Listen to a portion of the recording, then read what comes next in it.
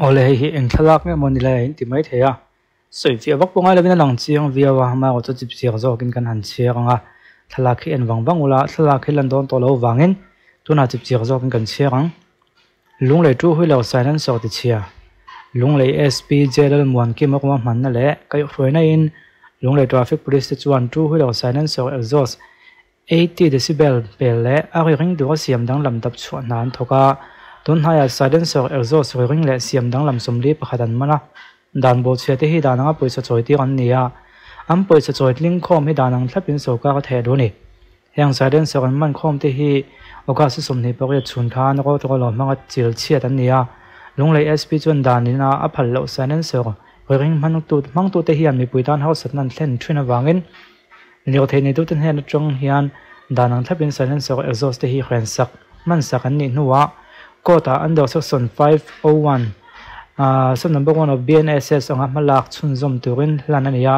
ko thu chuangin hen sanan so te hi ti chia tani nuwa thil chi anga fal in so ka ga khal na sum the du aniang ati lunglei traffic police chuan dan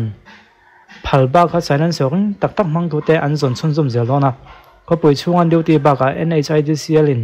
national highway an siam zo to china leo thei khal tu te le zinmi den himzo nan ngok le zola duty turin man la bok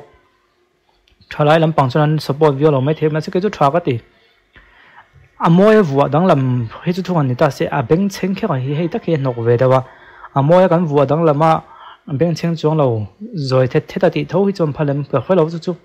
ma chu beng cheng khan ni do tu ka nga siam dang lam beng cheng tu ko siam dang lam antia a hi ring tu ko siam dang lam an ti hi mo a beng cheng hi chu anwam vio ni mai them ma chu me khin kan lo om khom chung hi chuan la nok deu ni ti khani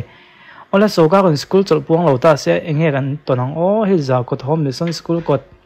ania lungwang hi chima CCTV footage lo hlom hle mai do en lok te an ti ni hi kan en lokang o ki khini ya amun ma e kilai taxi zoom e awahan hol na sava daran za ta chimnge daran tia chimnge an zia kem le o ka famia lova no pang om hun lai le ti ni phei chon han tlan chiat na man zia zang ani don lo nei kha kan en non lok teang tlan chiat na man ani don em ren ain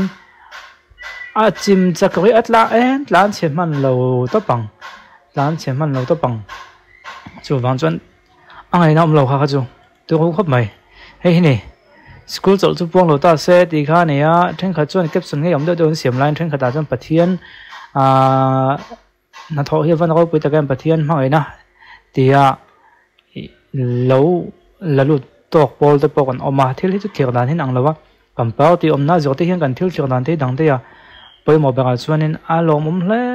mai hi tia chim khin ravin school no pangan han cholan han kal lo hi lom hle mai ni ro sen chuanin enga mo tak chu thleng nge yang apka thak don tu mo khing chu om se del ne don tu mo kha ni chuanin chim ti ta ka chun hei en lok tiang hi kon pui rail station tukin khan ko su ko wangin